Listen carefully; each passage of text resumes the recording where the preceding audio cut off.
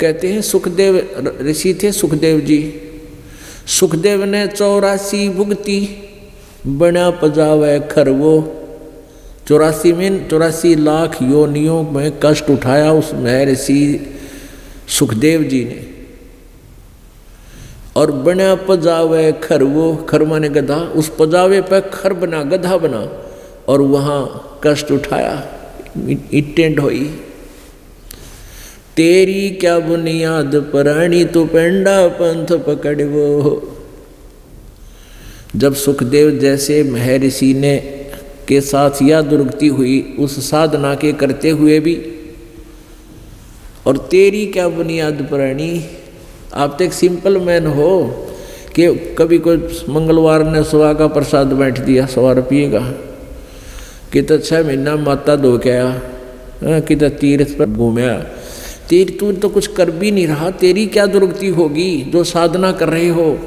एक बार गीता का कोई पाठ भी कर लिया, मान ले कोई ईसाई धर्म पुण्यात्मा है, कोई गायत्री मंत्र का भी रट्टा लाता है, कहता मैंने 1 लाख गायत्री जाप कर दिए, वो भी कर लिए, फिर भी 84 लाख योनियाँ तैयार हैं, फिर भी ये कष्ट ज्यों का त्यों रहेगा, क्योंकि वो सच साधना न्यारी है। और वो परमात्मा कबीर जी ने बताई है, हरिसाज दास के पास है, इस पृथ्वी पर किसी के पास नहीं। ये अभिमान ना समझना, ये सच्चाई है।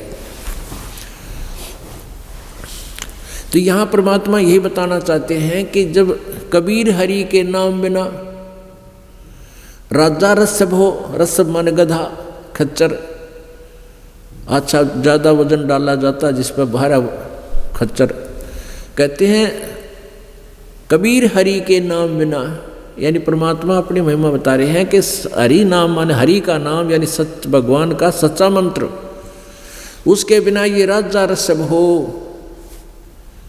और मट्टी लदे कुम्हार के घास न डाले कोई। पुणात्माओं, इन कथाओं से आपको भय लगना चाहिए।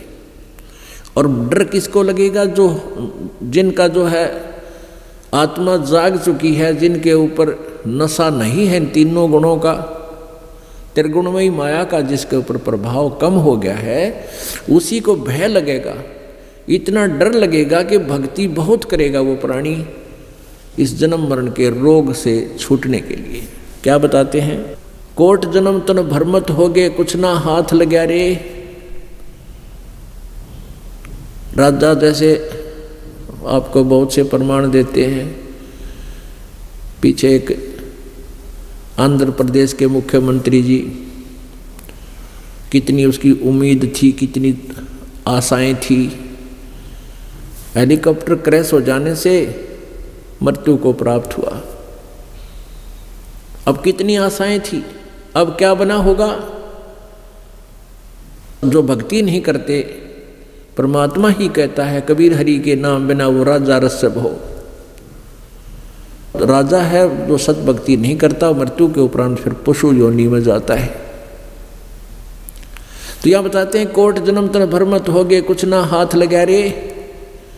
मान लीजिए फिर मनुष्य जीवन मिल जाता है प्राणी को, 83 लाख योनियों में भटक गए, फिर वही प्रोसीजर शुरू। संतान ना होया तो दुखी, ब्याह ना होया तो दुखी, हो गया तो महादुखी।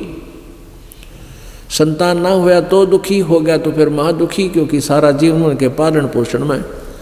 और फिर ना जाने कब मृत्यु अपनी हो जाए, बीच में बालक छोटे छोटे रह जाए और माता पिता के सामने बच्चों की मृत्यु हो जाती है, हाहाकार हो जाती है। अब कहते हैं कोटि जन्म तू राजा की न मिटी न मन की आशा। करोड़ जन्म राजा रह लिया, फिर भी यही इच्छा नहीं कर दूँ, इतना मृत्यु हो जाती है। और फिर 84 लाख योनियों में धक्के। कारण क्या है कि हमें परम शांत नहीं मिलते।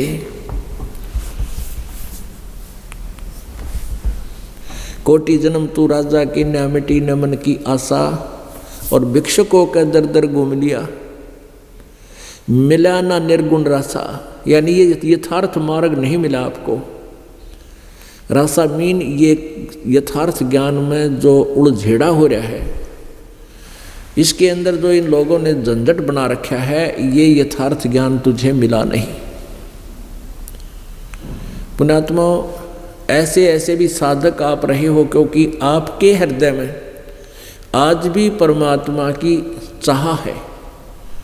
तो आपने पिछले जन्म जन्मांतर में बहुत भक्ति कर रखी है, और उन्हीं पुण्यात्माओं को जो आज प्रेरित हैं परमात्मा के पाने के लिए, उनकी प्रेरणा प्रबल है, तो वही परमात्मा पाएंगे, क्योंकि वो भटक रहे हैं, यहाँ नहीं तो वहाँ, वहाँ नहीं तो वहाँ। जहाँ भी उनको कोई संत की महिमा चर्चा सुनती है, भागे दौड़े जाते हैं। और आप बहुत पुण्यात्मा हो जो इसे कलयुग घोर में साइंस के ऊपर ये मानव परमात्मा से दूर होता जा रहा है। ऐसे समय में आपके हृदय में परमात्मा की चाह है, तो आपके विषय में परमेश्वर ने कहा है कि साधों से ती मस्करी और चोरा नाल खुशहाल, ये मल अखाड़ा जीतेंगे युगन युगन के माल। माल माने पहलवान, रेसलर। अब रेसलर ही अखाड़े को जीतेगा, यानी वही पहलवान के साथ घुलेगा, कुश्ती करेगा, और वही हार जीत उन्हीं की होगी। तो कहते हैं आप इस परमात्मा के अखाड़े के पहलवान हो, और आप ही इस पाड़े को, इस अखाड़े को जीतोगे। और जो भक्ति के निकट भी नहीं है, सारा दिन ताश खेल, गप्पे मारे, फिल्म देखे, सिनेमा देखे, 2 नंबर के काम में दिन रात बर्बाद हो जाते हैं, तो वो परमात्मा कैसे पाएंगे? आप ही का नंबर आएगा। तो क्या बताते हैं, आप जी ने पहले ऐसी ऐसी भी साधनाएं की हैं। कैसे? घर त्याग दिया, परमात्मा की चाह में इतने प्रेरित हो जाते हैं इस ज्ञान से पुण्यात्माएं, और फिर वो घर त्याग कर चले जाते हैं, क्योंकि पिछले जन्म जन्मांतर से ऐसे ही हम धक्के खा रहे थे, भटक रहे थे। वही प्रेरणा आज भी हमारे मन में आती है। जंगल में चले गए, जैसा कोई गुरु मिला उससे साधना, उसे उपदेश लिया, और कहाँ कैसे साधना की आपने? गांव में गए, नगर में एक बार भिक्षा मांग लाए, जैसी भी सूखी रोटी आली जैसी भी मिली, गिल्ली सूखी, उनको ले आए, दोपहर ने खाए और रख दिए। वृक्ष के टांग देते थे ये साधु जन, उन कपड़े में बांध के, वो सूख जाती थी गर्मियों में, बिल्कुल सूख जाती थी। तो श्याम ने उन्हीं को भिगो के खा लिया, और सुबह भी उन्हीं को भिगो कर खा लिया, बची हुई सूखियों को। और दूसरे दिन तीसरे दिन भिक्षा ले आए, और ताकि समय व्यर्थ ना जाए, इतनी कठिन साधना तपस्याएं तो ने की, उसके प्रतिफल में क्या बने? इंद्र कुबेर ईश की पदवी, ब्रह्मा वरुण ध्रुव आया, विष्णुनाथ के पुर को जाके तो फिर भी उल्टा आया। ऐसी साधना करके भी आप जी क्या बने? इंद्र बन गए। इंद्र कौन है? स्वर्ग का राजा, देवताओं का राजा, जिसको देवराज बोलते हैं। और स्वर्ग यहाँ से 1000 गुना ज़्यादा सुखी, ज़्यादा ये सुविधाएं, क्योंकि ये जीव इन सुविधाओं को सुख मानता है।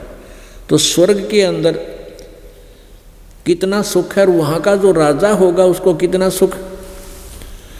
इंद्र बन गए। अब इंद्र का कितना शासन काल होता है? एक इंद्र की पदवी प्राप्त प्राणी 72 चौकड़ी युग, 72 चतुर्युग तक स्वर्ग का राजा रहता है। जैसे यहाँ एक योजना, एक मुख्यमंत्री जो है 5 वर्ष तक रह सकता है, प्रधानमंत्री जी भी 5 वर्ष ही रह सकते हैं। वो अलग है, अगली योजना में भी आ जाए वो दूसरी बात है, बाकी उदाहरण के लिए। तो ऐसे 72 चौकड़ी चतुर्युग, एक चतुर्युग में कितने वर्ष होते हैं मनुष्य के? सतयुग, त्रेता, द्वापर, कलयुग। इन चारों युगों चतुर्युगी कहलाती है, चारों युग मिलकर। और इसमें कुल वर्ष कितने होते हैं? 43,20,000 वर्ष। एक चतुर्युग में 43,20,000 वर्ष हमारे, और ऐसे ऐसे 72 चतुर्युगी तक इंद्र का शासन काल रहता, स्वर्ग का राजा बना रहता है। पुण्यात्मा, इंद्र के साथ क्या बनेगी? एक समय मार्कंडे गोसाई, मार्कंडे ऋषि जी बंगाल की खाड़ी में तपस्या कर रहे थे। पुण्यात्माओं, जिसने जैसा ज्ञान है वो उसी को श्रेष्ठ मानता है। आप जी जिस भी पंथ में जाइए, उन पंथ से संबंधित अनुयायियों श्रद्धालुओं से बात कीजिए, वो कहेंगे हमारा जो मार्ग है वो सर्वश्रेष्ठ है। और ये सभी ऐसे ही मानकर वो संतुष्ट हैं। तो ऐसे ही मार्कंडे ऋषि जी ब्रह्म साधना करते थे, ब्रह्मलोक की। जैसे श्रीमद् देवी भागवत अर्थात दुर्गा पुराण में दुर्गा ने हिमालय से कहा कि हिमालय को बताया है, राजा हिमालय को, कि आप जी और मेरी भी पूजाएं छोड़ दो, सब पूजाएं त्याग दो, त्याग देनी चाहिए जिसने मोक्ष चाहिए, और वो ब्रह्म की पूजा करे। ओम उसका नाम है, ओम नाम उसका मंत्र है, ब्रह्म की साधना करे, वही सब कुछ है, और वो ब्रह्मलोक में रहता है। अब मार्कंडे जी को यही ज्ञान था कि उस ब्रह्म की साधना कर रहा था, ब्रह्मलोक की उसने चाह थी, उसकी समाधि अर्थात उसकी जो दिव्य दृष्टि थी भक्ति की, वो ब्रह्मलोक में पहुंच जाती थी। जैसे आप साधना करते हो, जैसे आप जी ने सुना है मेडिटेशन, और ये भी सुना है कि कई कई वर्षों तक बैठे रहते थे ये समाधि लगाने वाले। वो समाधि के सांग है, ये बताऊं आपको, पहले ये डिफाइन करते हैं। समाधि क्या है? जैसे परमात्मा की चाह में आत्मा भटक रही है, कोई बाहर भटक रहा है, कोई तीर्थ पर जाता है, कोई गंगा पर जाता है, कोई जमुना पर जाता है, कोई मंदिर मस्जिद गुरुद्वारों और चर्चों में जाते हैं, क्योंकि आत्मा रुक नहीं सकती परमात्मा की चाह में, या लगी हुई है, लगी ही रहेगी जब तक वहाँ नहीं पहुँच जाती। तो ये जिसको भी जैसा मार्ग किसी ने बता दिया उसी तरह वो चल रहा है। कोई तो बाहर भटक रहा है, कोई शरीर में भटक रहा है। ये शरीर भी एक पूरे ब्रह्मांड का एक इसके अंदर मानचित्र है। आत्मा अंदर से जो मेडिटेशन करने वाले वो वही पुण्यात्मा करते हैं जो पहले जन्मों में भी उनकी यही प्रेरणा और प्रैक्टिस रही है। तो वो अंदर अपनी समाधिस्थ हो जाते हैं, वो किसी कमल में प्रवेश कर जाते हैं। हमारे शरीर में रीढ़ की हड्डी जो है, या बैकबोन बोलते हैं, पिछली साइड में, इस बैकबोन के अंदर की तरफ, ये रीढ़ की हड्डी बाहर की तरफ, ये अंदर की तरफ समझो, इसके अंदर ऐसा ही अलग से गैप है जैसे ये उंगली की खाल है, और इसके बीच में एक बहुत ही बारीक नाड़ी तंत्र है, और उसके ऊपर फिर मांस चिपका हुआ है। उसमें फिर ऐसे जगह जगह पर कमल बने हुए हैं, कमल, जिस तरह टीवी में चैनल होते हैं। तो उन कमलों में उस समाधिस्थ होने वाला जो प्रैक्टिस कर रहा है, कोशिश कर रहा है, मेडिटेशन उसका अभ्यास बन गया, तो क्या करता है, वो किसी कमल में प्रवेश कर जाता है इत्तेफाक से, और उस कमल में यानी उसका वो चैनल ऑन हो जाता है टीवी का, और उसमें जो कार्यक्रम, नाच गाने, कोई एडवर्टाइजमेंट, जो कुछ भी खबर सबर आ रही है, उसको देखने में वो इतना प्रभावित हो जाता है, आगे से आगे देखता रहता है, यहाँ क्या होगा, वहाँ क्या होगा। तो ऐसे उस टीवी चैनल को देखते देखते वो बहुत समय तक बैठा रहता। वैसे ये मन ना टिकने दे एक मिनट भी आपको, ये तो ऐसे उस मन को चाहिए कोई और अच्छी वस्तुएं, उनको देखने में भी व्यस्त रहता है, और हमें ये ऐसे लगता है जैसे ये बड़ा तगड़ा भगत से, ये बहुत ही अच्छा अभ्यास कर रहा है और मेडिटेशन कर रहा है, बड़ा तपस्वी आदमी है, और वो तपस्वी तभी बैठ सकता है जब उसको कुछ अंदर में और चीजें दिखाई देती हैं। तो जैसे सौपन देखते हैं हम, इस प्रकार देखते देखते वो मन, ये आत्मा काफी समय तक ऊपर उन कमलों में घूमती, ऊपर के ब्रह्मांड में घूमती रहती है। कहीं नाच हो रहे हैं, कहीं झरने बह रहे हैं, कहीं फलदार वृक्ष लगे हैं, कहीं बाग लगे हैं, यानी ब्रह्मांड के अंदर ऊपर बहुत गजब के नज़ारे हैं।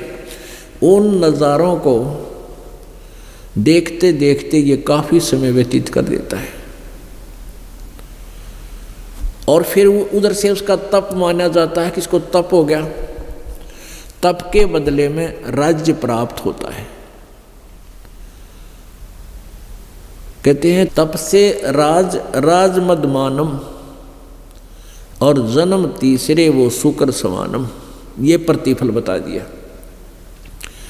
परमेश्वर कबीर जी ने क्या बताया है कि तप से राजा बनता है, और राजा के अंदर अभिमान बहुत होता है, जिसके कारण वो इतने पाप इकट्ठे कर देता है, इतने जुल्म कर देता है, और अगले जन्म में फिर कुत्ते और सूअर गधे की योनियों में जाता है। तप से राज मदमानम और जन्म तीसरे शुक्र समानम, सूअर और कुत्ता बनता है, गधा बनता है। शास्त्रों में लिखा है कि तपेश्वरी सो राजेश्वरी, राजेश्वरी सो नरकेश्वरी। ओए होए,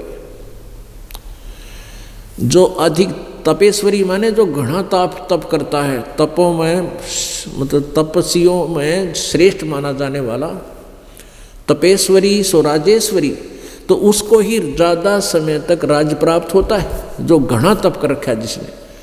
और जिसने घना राज मिलेगा वो नरकेश्वरी, यानी उसने नरक भी घना ही भोगना पड़ेगा। तपेश्वरी सो राजेश्वरी, राजेश्वरी सो नरकेश्वरी। नरक में भी इतना ही वो ज़्यादा समय मिलेगा जितना उसको तप ज़्यादा किया, ज़्यादा समय राज्य मिला, तो नरक में भी उसको उतना ही सबसे अधिक समय भोगना पड़ेगा। एक छोटा सा वन था, वन फॉरेस्ट, उसमें ये साधु संत भक्त प्रभु के प्राप्ति में घर त्याग कर वहाँ रहा करते थे। कुटिया बना रखी थी अलग अलग। आसपास के गांव थे, 3-4 गांव वहाँ लगते थे। वो श्रद्धालु लोग थे, उन ऋषि महर्षियों की भोजन का व्यवस्था कर दिया करते थे। वो साधुजन गांव में आते थे, कोई लस्सी पी जाता, कोई रोटी खा जाता, ऐसे वो अपनी भक्ति कर रहे थे। एक साधक ने ऐसे ही वो समाधिस्थ होने का प्रैक्टिस कर रखी थी। एक साधक तपस्वी छा पीने के लिए, छा यानी लस्सी पीने की इच्छा से अपने उस तपोवन से आया। एक माई थी, बुढ़िया वृद्धा, सुबह सुबह उसके दरवाज़ा खटखटाया, दरवाज़ा खोला कि आओ महाराज। कैसे आए? कि माई छा पिला, लस्सी पिला। बैठो महाराज, अभी मैं लस्सी तैयार करती हूँ, मक्खन निकालती हूँ, दूध को रिड़कती हूँ, बिलोऊँ, आप बैठ जाओ। उनका एक आसन लगा दिया कि माई नीचे बिछोना बिछा दे मेरा, मैं अपना भजन कर लेता हूँ, आप इतने लस्सी बनाओ। अब बुढ़िया लगी वो लस्सी बनाने। आज से पहले दूध बिलोया करते थे, कभी ठंडा पानी घना पड़ गया, फिर गर्म डालती, यानी घंटा 1.5 घंटा लग जाया करता दूध को सेट करने में और मक्खन निकाल कर लस्सी बनाने में। तो उधर से वो बैठ गया समाधि ला के। उसने सोचा चली इतनी थोड़ी बहुत देर देख सिनेमा अंदर का। समाधि का अर्थ यही होता है, अंदर का सिनेमा देखना। अब उसका अभ्यास हो रहा था, सेकंडों में गया अंदर और पहुंच गया उसी सिनेमा हॉल में। अब बुढ़िया ने दूध रिड़क लिया, लस्सी तैयार कर ली, नमक डाल कर जैसे भी, और लेगी। अगले महाराज जी छा पी लो, छा। महाराज जी देखा सिनेमा ऊपर। यानी जैसे ये मेडिटेशन क्या होता है, जैसे आप कई बार बस स्टैंड पर खड़े होते हो और किसी से बातें कर रहे हो, या आपका ध्यान कोई और किसी बात में सोचने में लगा है, आपके पास से बस गुजर जाती है और साथ में टी टी भी कर जाती है, और आपको पता भी कोई ना के गया साथ में, मेरे पास से निकल क्या गया। थोड़ी बहुत आवाज़ भी सुनती है पर ध्यान नहीं उधर जाता के जा रहा है कहीं, वो क्योंकि उन विचारों में मेडिटेशन है, उसका ध्यान है कहीं और गया हुआ है। तो ऐसे बुढ़िया ने कई आवाज़ लगाई, ना बोला। तो माई ने सोची अपनी भक्ति करता होगा, 10 मिनट पाछे उठ लेगा। आध घंटे पाछे फिर आवाज़ लगाई, नहीं बोले। 2-3 घंटे हो गए, जब सूर्य उदय भी हो गया और दोपहर होगी, 10-11 बज गए। तब उसने सोचा बुढ़िया ने, यू महाराज जी तो बोलता है को नहीं, कदे मर गया हो। तो उसने आसपास के गांव के लोग बुलाए कि बाबा जी लस्सी पीने आया था और यूँ बोलता है को नहीं। तो गांव के लोग इकट्ठे हुए, आवाज़ लगाई, महाराज जी महाराज जी, ना बोलिया। फिर वो तपोवन में गए 2-4 व्यक्ति, उनसे कहा कि महाराज जी ऐसे ऐसे आपका संत महाराज वहाँ लस्सी पीने गए थे, और वो माई ने सारी कहानी बताई उन्होंने, वो बोलता है कोई ना। तो उनमें 2-3 जने आए, उन्होंने भी क्रिया की, उनको छेड़ा छाड़ी की, हाथ पैर लगाए, ना उठा। तो उन्होंने कहा कि भाई इसने छेड़ो मत, इसकी समाधि लगी हुई है और इसका ध्यान बहुत दूर चला गया है, और इसको छेड़ना अपने आप ही ये वापस आएगा। अब दोपहर होगी, बाहर बैठा था आंगन में, गर्मियाँ के दिन थे, तो उसके ऊपर वही झोपड़ी डाल दी ऊपर एक। अब कहने का भाव ये है कि वो काफी वर्षों तक वहीं बैठा रहा। वह बुढ़िया मर गई, उसका आगे पाछे कोई था कोई ना, एक कच्चा सा मकान में रहा करती थी। फिर वो मकान ना संभलने के कारण वो मकान गिरा, और तपस्वी का गोदी में लगी ईंट, और जब उठा नो करके, और उठते नो बोला ले माई छा। ई बुढ़ की बुआ बैठी थी, ले माई छा। अब कहते हैं तपस्या भी करे और तपस्या साधना कर रहे, उठ दे, फिर वह इच्छा मिटी ना चाह, इतनी तपस्या की, उठ मूर्खा यूं कहे ले माई छा। छाए खातिर बैठा था उड़े, परमात्मा पाने का अभ्यास कर रहा, तो मालिक का याद आना चाहिए। उठते वह छा, फिर याद उसका, फिर के धक्के खान गया था ऊपर। अब ये है ऐसी साधना, ये तपस्वी किया करते हैं, और जितनी देर वो वहाँ रहा बैठा, ये उसके तप में लिख देता ये काल। और फिर तप से राज मदमानम, और जन्म तीसरे शुक्र श्वानम। तो अब ये सारी क्रिया समझाने के लिए ये उदाहरण देना पड़ा। तो ये व्यर्थ है, कहने का भाव ये मेडिटेशन इस टाइप के व्यर्थ है, मोक्ष मार्ग नहीं है। ये काल के जाल में ही फंसे रहने का एक सुनियोजित षड्यंत्र काल द्वारा ही निर्मित बनाया गया। जैसे आप सृष्टि रचना में सुनते हो, पढ़ा है, जब ब्रह्मा जी कमल के फूल पर काल ने बैठा दिया, इसको होश में ला दिया, इसको ये ही नहीं पता मैं कहाँ से आ गया, कौन मेरा पिता है, कौन मेरी माँ है, कहाँ से उत्पन्न हो गया मैं। तो उसने आकाशवाणी की कि तप करो, सृष्टि करो। उसने सोचा सृष्टि क्या की करूं, फिर कहा तप करो। अब इसने 1000 वर्ष तक तप किया। जब 1000 वर्ष तक तप किया, जब आकाशवाणी हुई कि सृष्टि करो, और फिर बाद में ब्रह्मा जी को वेद प्राप्त हुए। वेद गॉड गिवन है, कबीर गॉड गिवन, कबीर परमेश्वर द्वारा दिए गए हैं। वो ब्रह्म को दिए थे इस काल को, इसने 5वां वेद छुपा दिया, सूक्ष्म वेद, और इन 4 वेदों को समुद्र में छुपा दिया। सागर मंथन के दौरान 4 वेद ब्रह्मा जी को प्राप्त हुए। ब्रह्मा जी ने फिर वेदों को पढ़ा, उसमें ब्रह्म को ही पूर्ण परमात्मा जान लिया, अब पर डिस्कस नहीं करके, और ओम नाम के जाप को उत्तम मंत्र मान के ओम नाम का जाप, और साथ में जो पहले काल ने आकाशवाणी की थी वो परमात्मा की आकाशवाणी मानकर इस तप की बीमारी और लगा दी। तप करने का वेदों में कहीं भी प्रमाण नहीं है, और तप करना वेद शास्त्र विरुद्ध है, ये साधना नहीं करनी चाहिए, लेकिन ये काल ने लगा दी। तो ब्रह्मा जी ने वो आकाशवाणी परमात्मा की मानकर वो तप भी अपनी साधना में समा लिया। तप से सिद्धियां भी आ जाती हैं, और सिद्धियों से फिर ये बैटरी चार्ज हो जाती है। जैसे विष्णु जी के देवी पुराण में प्रथम स्कंद में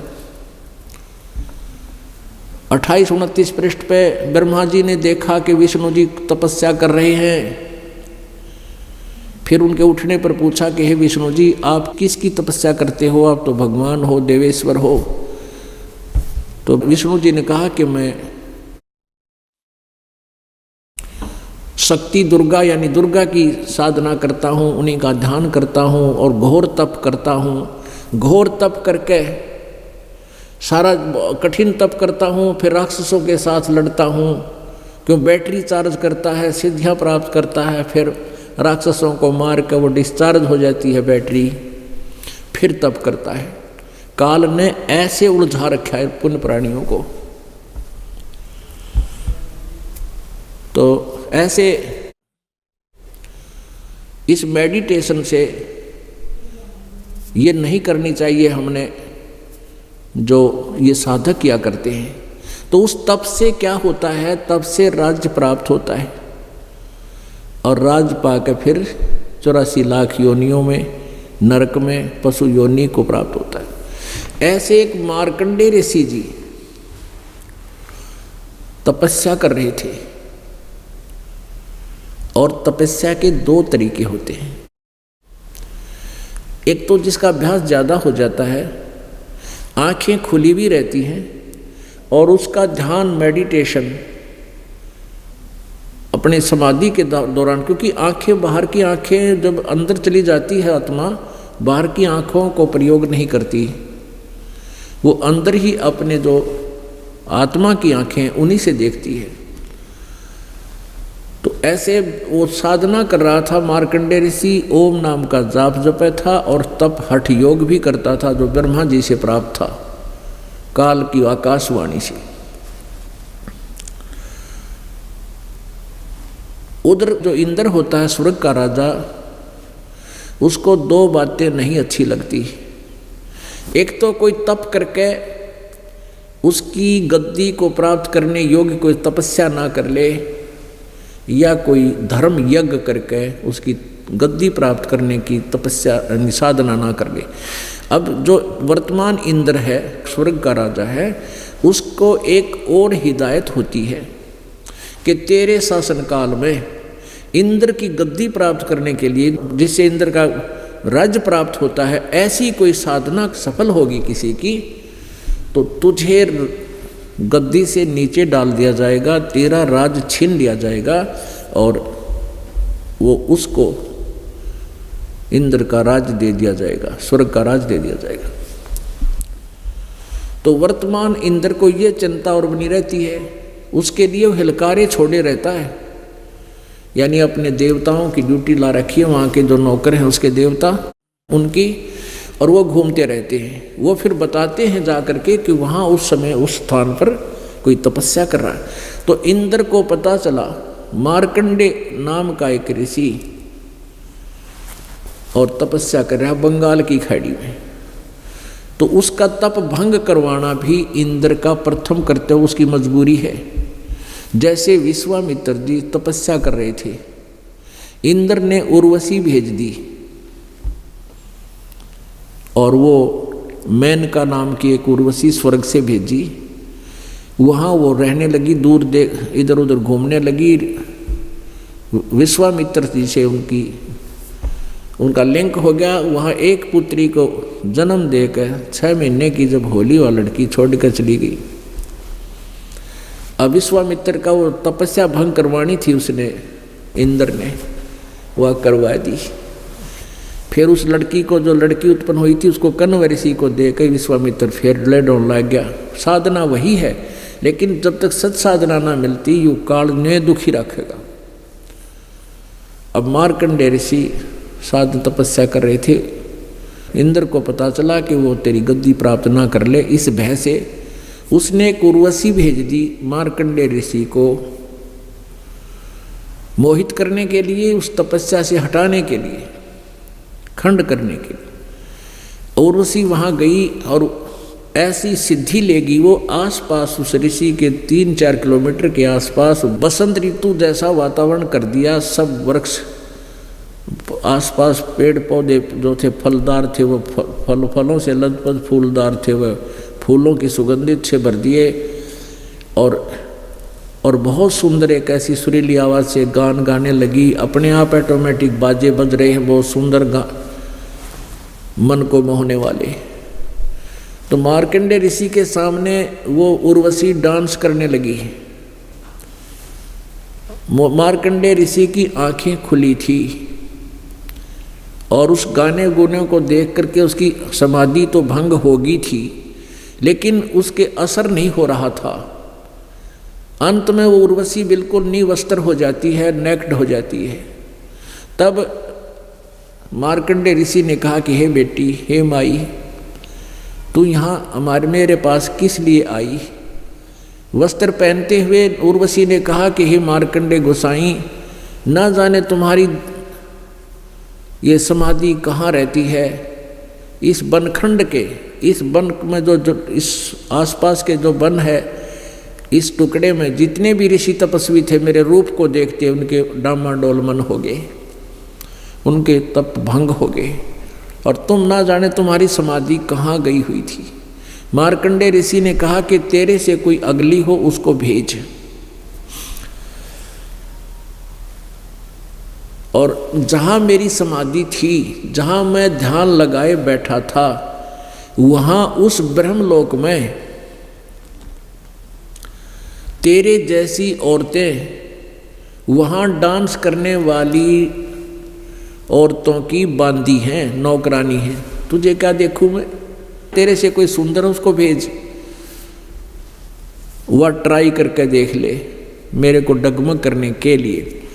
तो उर्वशी ने कहा कि इंद्र की पटरानी मैं ही हूं। मार्कंडेय ऋषि ने कहा कि इंद्र मरेगा तब तू क्या करेगी? इंद्र की पटरानी ने कहा, इंद्राणी ने कहा कि मैं 14 इंद्र वरूंगी। ओह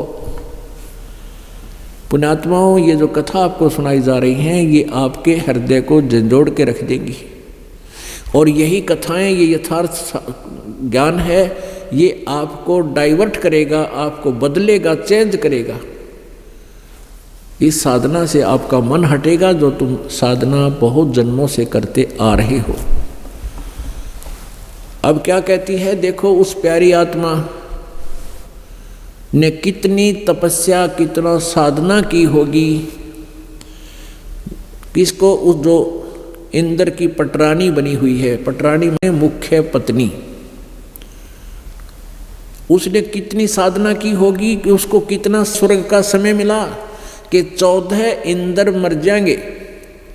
एक 72 चतुर्युग का शासन काल पूरा करके एक इंद्र अपना मृत्यु को प्राप्त होगा।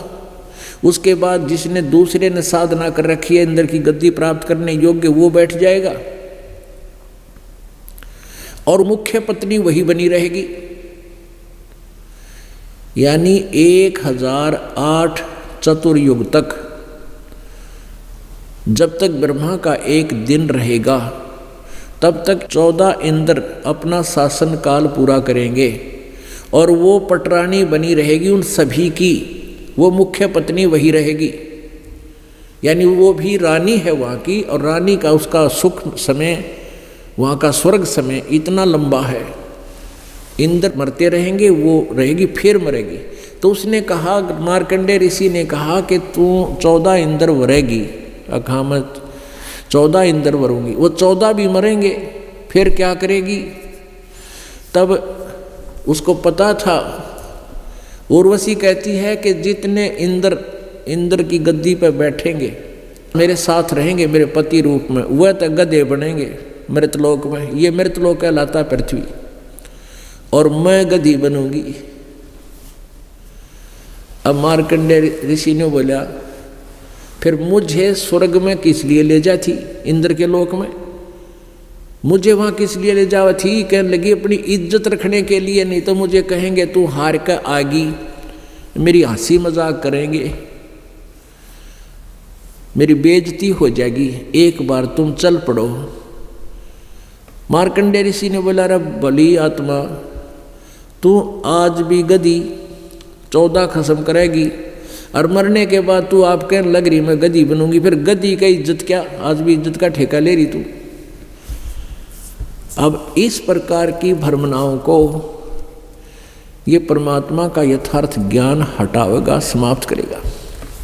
इतने में इंद्र आ गया, देख लिया कि भाई ये तो नहीं हार पाया और विजयी हुआ। एक धर्म नाता होता है, एक नियम होता है, उसने आते ही कह दिया कि हे बंद नमाज, हम हारे आप जीत गए और इंद्र की गद्दी प्राप्त करो, आप इंद्र की गद्दी लो। तो मार्कंडेय ऋषि कहने लगे, अरे रे इंद्र तू क्या कह रहा है? इंद्र की गद्दी मेरे लिए तो काग की बीट है। इसे गंदे लोग ने, स्वर्ग राज ने कौन भोगे? जिसका भोगने वाला गधा बने।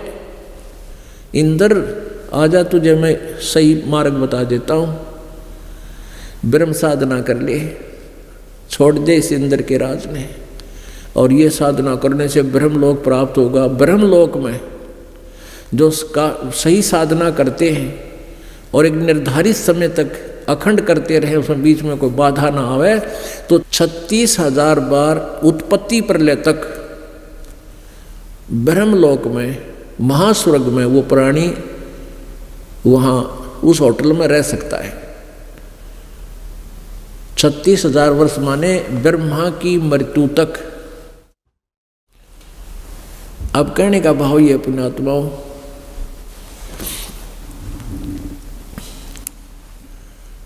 अब एती उम्र बुलंद मरेगा अंतरे, यानी ब्रह्मलोक में गए हुए प्राणी फिर भी जन्म मृत्यु में आते हैं।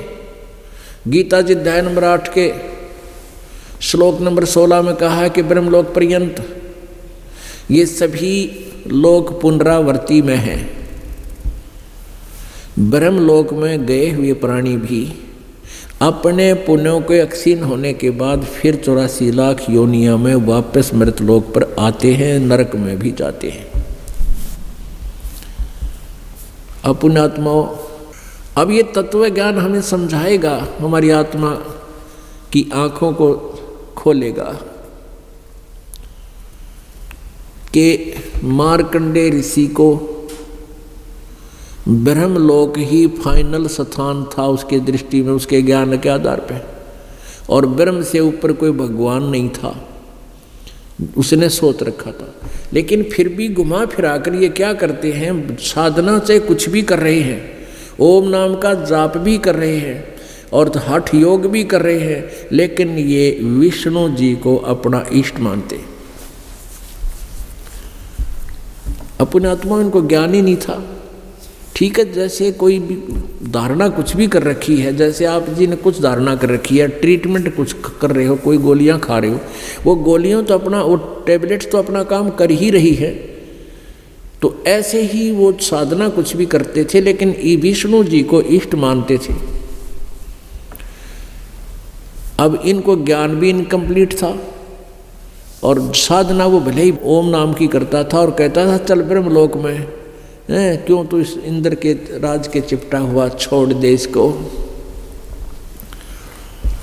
अपने आत्माओं, इंद्र क्या कहता है?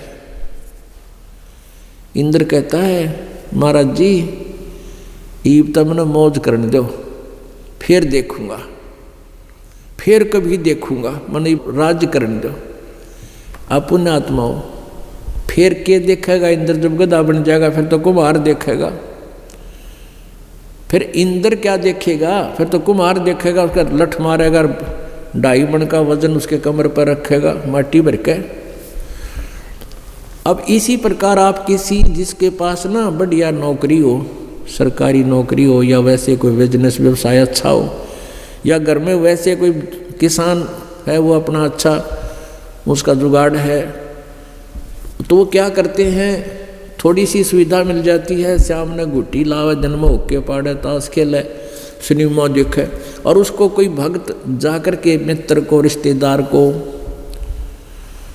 समझाने की चेष्टा करता है कि भगवान की भक्ति किया करो, परमात्मा की भक्ति करनी चाहिए, और समझाने की चेष्टा करते हैं। और वो फिर उठ सुट बोलते हैं। फिर उनको बताया जाता है कि भक्ति ना करने से 84 लाख योनियों में जाते हैं। सुखदेव ने 84 भुक्ति बना पजावे खरवो, तेरी क्या बुनियाद प्राणी पंडा पंथ पकड़वो।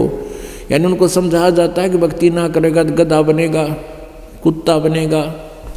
तो वो क्या कहता है, वो भक्तिहीन प्राणी, ज्ञानहीन प्राणी। तो नो क्या करें, नो कहते हैं किसने देखा है, देखी जाएगी। अब गधा अपने पास के देखी जाएगी, तो कुम्हार देखेगा। फिर अब देखना तो अब है, बुराई छोड़ और परमात्मा की भक्ति कर, फिर क्या देखेगा। अब जैसे कई ये भी कहते हैं किसने देखा है, हमने ऐसे बहुत से व्यक्ति मिले, वे किसने देखा है, आगे क्या बनेगा। अरे जिन्होंने देखा उन्होंने आवाज़ लगाई, इतने बड़े बड़े ग्रंथ बनाए, वो कोई मूर्ख थोड़े ही थे। एक अंधा जा रहा था, आगे से आंखों वाला आया और उसने कहा कि सूरदास कहाँ जा रहे हो, जिधर तुम जा रहे हो ये रास्ता ठीक नहीं है, आगे जंगल है, उसमें भयंकर जानवर हैं, हिंसक जानवर तुझे खा जाएंगे, और नहीं वहाँ वन में घुस गया तो तुझे रास्ता नहीं मिलेगा, तू वापस हो ले। अब वो अंधा ये कहे कि किसने देखा है, और देखी जाएगी होने दे जो होगा। अरे भले आदमी, यूँ आँखों वाला तुझे बताने लग रहा है, इसने देखा है तभी तो बता रहा है। आप जैसा अंधा नहीं है, ये नेत्रहीन नहीं है, क्योंकि वो आपको मार्गदर्शन करना चाहता है। तो इसी प्रकार हम जो भक्ति से ज्ञान से परिचित नहीं है, आध्यात्मिक ज्ञान से, वो अज्ञानी हैं, ज्ञान नेत्रहीन है। और उनको आँखों वाला यानी कोई भक्त जाकर बताता है कि ये साधना करनी चाहिए, ऐसा ना करने से तेरे साथ ये होगा, और वो न्यों देखी जाएगी किसने देखा है, तो मर कुएं में पड़ के। अब देखी है वो बता रहे हैं कि ऐसा होता है, जैसे परमेश्वर आए खुद बता के गए, फिर उनसे परिचित संतों ने यही बताया, और उन महापुरुषों ने जो अपना अनुभव लिखा है वो दास आपको बता रहा, और दास से सुनकर ये पुण्यात्मा अपने भाई बहनों, रिश्तेदारों, माता पिता, पुत्र पुत्रियों को ये फिर वही बात बता रहे हैं कि परमात्मा का ये आदेश है, ये वचन है, जो भक्ति नहीं करता उसके साथ ऐसे बनेगी। अब एक समय मार्कंडेय ऋषि, एक ये चींटियों की जो कतार होती है ना, कीड़नाड़ बोल रहे हैं उसने, कीड़नाड़, ये चींटियाँ इधर उधर भागती हैं, कीड़ी, और लाखों की संख्या में इधर भाग रही हैं, लाखों की संख्या में इधर ऐसे भाग रही हैं। तो परमात्मा कहते हैं, बेटा जाया खुशी हुई, खूब बजाए थाल, ये तो आना जाना लगा हुआ है, जो कीड़ी का नाड़, कीड़नाड़ बोले, कीड़ी का नाड़, कि ये तो ऐसे लग रहा है तुम आज पुत्र की उत्पत्ति हुई, और आज ना चलो 50 60 साल 70 साल में मरे तो मृत्यु तो सबकी ही होनी है। तो परमात्मा कहते हैं ये तो आना जाना लगा हुआ है, जो कीड़ी का नाड़। 1 लाख प्रतिदिन ऊपर जा रहे हैं और 1.25 लाख वापस आ रहे हैं जन्म लेने के लिए, 1 लाख ऊपर जा रहे हैं। तो वो एक ही रास्ता आने जाने का, तो वहाँ जाने वालों की नो भीड़ लग रही है, आने वालों की ऐसे। तो एक चींटी के नाल पे, कीड़ी के नाल पे, यानी वो कीड़ियाँ जहाँ जा रही थी उस पर मार्कंडेय ऋषि बैठकर गौर से देख रही थी। अब इंद्र आ गया पीछे तक। इंद्र ने पूछा कि हे महर्षि जी, आप इन चींटियों को इतनी गौर से क्या देख रहे हो? मार्कंडेय ऋषि ने कहा कि इनमें से ये देख रहा हूं अपनी ध्यान दृष्टि से कि इन चींटियों में से कौन सी चींटी कितनी बार स्वर्ग का राजा रही है, इंद्र रही है। अब इंद्र के पैरों तले की जमीन खिसकी, कहने लगा भगवान, हे महर्षि जी, क्या चींटी भी कभी इंद्र रही है? कहाँ? क्या देखा आपने कि इनमें से एक चींटी ऐसी है जो केवल एक बार ही इंद्र की पदवी पर रही है और बाकी तो कई कई बार रही है। अपने आत्माओं विचार कर लो। कोटि जन्म तन भर मत होगे, कुछ ना हाथ लग्या रे, कुकर सुकर खरबया भोरे, कौआ हंस बुगारे। अब आज तो स्वर्ग का राजा, और फिर गधा, गधे के बाद फिर और योनिया, उसके बाद फिर चींटी, यानी असंख्यों जन्म हो गए हमने यहाँ धक्के खाता नहीं। सत साधना मिली नहीं, मिला ना निर्गुण रासा। ये यथार्थ ज्ञान हमें नहीं मिला, जो उलझेड़ा और संघर्ष इसी बात का चल रहा है। परमात्मा आते हैं यथार्थ ज्ञान देने के लिए, लेकिन ये अज्ञानी नाड़ी काल से प्रेरित, ये नकली संत ऋषि महर्षि गुरु परमात्मा से दूर कर देते हैं। अब क्या बताते हैं? कोटि जन्म तो भर मत होगे, कुछ ना हाथ लग्या रे, कुकर सुकर खरबया बोरे, कौआ हंस बुगारे। कोटि जन्म तो राजा की न्या, मिटी न मन की आशा, भिक्षक हो के दर दर घूम लिया, मिला न निर्गुण रासा। इंद्र कुबेर ईश की पदवी, ब्रह्मा वर्ण धर्म राया, विष्णुनाथ के पुर को जाकर तो फिर भी वापस आया। क्योंकि विष्णु जी के को हम पहले फाइनल गॉड माना करते हैं। जैसे कोई विष्णु जी का पुजारी है तो विष्णु जी को कंप्लीट गॉड, शंकर जी का पुजारी है, शंकर जी को संपूर्ण पूर्ण परमात्मा, मृत्युंजय कालंजय माना करते थे। अब इनकी जीवनी को पढ़ने से पता चला, इनकी लीलाओं को पढ़ने से पता चला कि ये कंप्लीट गॉड नहीं है। जैसे इंद्र कुबेर ईश की पदवी, ये प्रभु पद विष्णु भगवान ब्रह्मा भगवान शिव भगवान, ये ईश पदवी है। इंद्र कुबेर ईश की पदवी, ब्रह्मा वरुण धर्म राया, और विष्णुनाथ के लोकपुर को जाकर तो फिर भी उल्टा आया। आपने ये ब्रह्मा कुमारी पंथ सुना होगा, ब्रह्मा कुमारी। अपने आत्माओं, ये दास जो कोई तुलनात्मक तरीके से किसी भी पंथ या संत के विषय में विवेचन देता है, दास का उद्देश्य उनकी कोई मान हानि करना नहीं है, उनके द्वारा लिखे गए ज्ञान के ऊपर ही टिप्पणी करता हूँ। उनकी हिस्ट्री में क्या लिखा है कि ये ब्रह्मा कुमारी पंथ जहाँ से चला उसमें वो थे लेखराज जी, श्री लेखराज जी, और वो बंबई के अंदर शराफ थे। शराफ में ये सुनार का काम करा करते, लेखराज वर्मा आभूषणों का काम करते थे। और उनके घर पे एक संत आते थे, वो सत्संग करा करते, उनके माता पिता सत्संग कराया करते थे कभी कभी। तो एक दिन सत्संग चल रहा था और ये लगभग 50 साल की उम्र इनकी होगी थी, लेखराज जी की। ये बैठा सत्संग सुन रहा था और एकदम सत्संग सुनते सुनते इसकी आंखें अंगारा सी लाल होगी और अचेत हो गया। बहुत देर के बाद होश में आया और फिर क्या कहने लगा, अहम ब्रह्मासी, अहम ब्रह्मास्मि, मैं ब्रह्मा हूँ, मैं ब्रह्मा बोल रहा हूँ, मैं ब्रह्मा बोल रहा हूँ। कभी कहता शिवोहम शिवोहम, मैं शिव हूँ, मैं शिव हूँ। अब ये क्या होता है, आपको थोड़ा सा डिफाइन करना पड़ेगा। एक ब्रह्मा जी की आयु 100 वर्ष की होती है, और ब्रह्मा जी का वर्ष कैसा होता है, 1000 चतुर्युग का दिन और 1000 चतुर्युग की रात ब्रह्मा जी की होती है।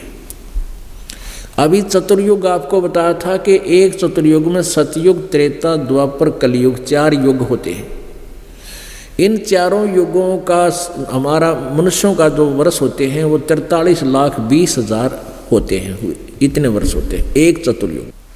तो ऐसे 1000 चतुर्युग का ब्रह्मा का दिन, इतनी रात, और 30 दिन रात का ब्रह्मा जी का 1 महीना, और 12 महीने का 1 वर्ष, ऐसे बना हुआ। और ऐसे 100 वर्षों की ब्रह्मा जी की आयु। इस वर्तमान ब्रह्मा जी का 50 वर्ष पूरे कर चुका है, 51वां वर्ष चल रहा है, उत्तरार्ध चल रहा है इनका। जैसे 50 पूरे हो गए, शेष भी होंगे 50, तो इसकी मृत्यु होगी। इससे 7 गुना विष्णु जी की आयु है, और विष्णु जी से 7 गुना शंकर जी की आयु है, ये शिव जी की आयु है। ऐसे इन तीनों की मृत्यु होगी। फिर 70,000 बार शिव जी की मृत्यु हो लेगी, तब एक उस सदाशिव है काल, ये किस ब्रह्मांड का स्वामी, वो ब्रह्मांड में रहता है, ब्रह्मांड के ऊपरले स्थान पर रहता है, तो तब उसकी मृत्यु होगी। किसकी? ब्रह्म की, काल की, सदाशिव की। उस काल रूपी ब्रह्म की मृत्यु होगी। वो एक युग होगा परब्रह्म का, अक्षर पुरुष का। 1000 युग का दिन, 1000 युग की रात, नोट चतुर्युग। अक्षर पुरुष की आयु कैलकुलेशन करते समय वहाँ चतुर्युग नहीं है, ओनली युग है। 1000 युग का दिन, 1000 युग की रात, और ऐसे 30 दिन रात का 1 महीना अक्षर पुरुष का, परब्रह्म का,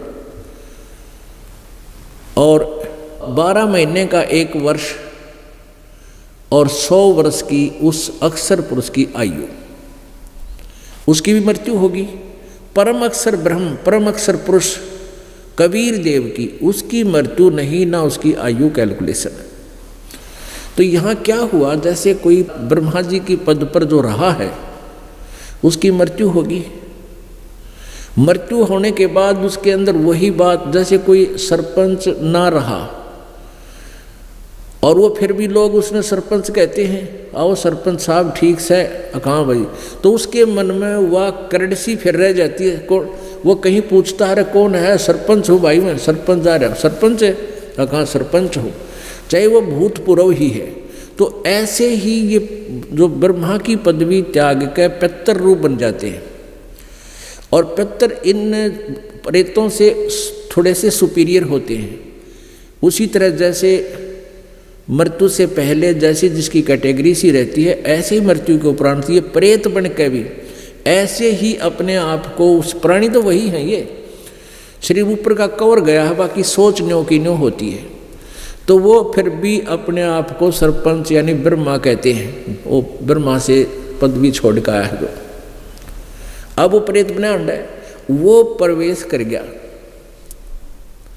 और उसमें दूसरा बढ़ गया। वो कहने लगा मैं शिवोहम, वो को शिव जी की पदवी छोड़ के आया है पहले, कभी वर्षों पहले, और तो वो अब भूत बना फिरे है।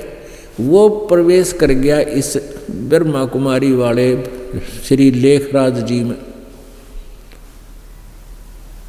और वो लगा फिर एंड बैंड बनाना। उसने भी न्यारा काल का तो काम है यो। अब अलग से ना कोई जाप उनके पास, ना कोई उनका गुरु। वो भूत आकर प्रवेश करता है किसी एक बहन या भाई में, और उसमें वो बोलता है, जो कुछ भी वो बोलता है उसको नोट कर दिया जाता है, और उसको लिख करके फिर श्रद्धालुओं को भेज दिया जाता है कि परमात्मा के आवाज़ आदेश है, ये पढ़ लो, उनको मुरली कहते हैं। तो पुण्यात्माओं, यहाँ जो दास आपको बताना चाह रहा था, इंद्र कुबेर ईश की पदवी ब्रह्मा वरुण धर्मराया, विष्णुनाथ के पुर को जाके तो फिर भी वापस आया। असंग जन्म तन मर्त्या हो गे, जीवित क्यों न मरे रे, द्वादश मध्य मैल मठ बोरे, बहुर न दे धरे रे। असंग जन्म मरते हो गए, जीवित क्यों ना मरे रे। जीवित मरना ये है पुण्यात्माओं। एक तो मरे हुए व्यक्ति की कोई इच्छा नहीं रहती उस शरीर की, मुर्दे की। तो इस प्रकार हमारी क्रिया बन जाए, हमने बीड़ी शराब मांस तम्बाकू लोभ लालच मोह की चाह खत्म हो, एक तो मृत्यु, ऐसे जीवित मरना। दूसरी जीवित मरना ये है, जैसे आप जी हम सभी कोई भी देख लो, जैसे आज एक पुस्तक समाचार पत्र में है, नेपाल के अंदर एक विमान दुर्घटनाग्रस्त हो गया, 22 व्यक्ति मर गए, 22। रोजाना पढ़ते हैं कि 10 मर गए, कितना 20 मर गए, को 7 मर गए, कितना 8 मर गए। अब जो विमान में जा रहा है उसको कितनी आशाएं हैं, कितनी इच्छाएं हैं, कहाँ जाऊंगा, फिर यूँ करूँगा, ऐसे करूँगा, अच्छा पैसे वाला भी है जो विमान में यात्रा कर रहा है, और फिर कहाँ गया, कहीं नहीं गया, वो मर गया, खत्म हो गया। वो सारी इच्छाएं और वो घर, वो परिवार, वो सदस्य उसके न्यों के न्यों उसके वो रह गए। वो दोबारा आकर के उस घर में प्रवेश करके कुछ नहीं कर सकता। अब जैसे आप जी भगवान के लिए चलते हो तो ये समझ लो कि मेरी भी ऐसे, मान लीजिए आज मृत्यु हो जा, तो फिर इस परिवार को कौन संभालेगा, इस कार्य को कौन संभालेगा। पुण्यात्माओं, ये मन में हमारा बैठती को नहीं बात जो परमात्मा हमें बताना चाहते हैं। काल के जाल से निकलने के ये फार्मूले हैं, और इन फार्मूलों ने अप्लाई करोगे तो आप काल के जाल से ऊपर उठोगे, ना तो उठे ना जा। ठीक है, जैसा करोगे, जैसी साधना करोगे वैसा तो फल आपको मिलेगा ही मिलेगा।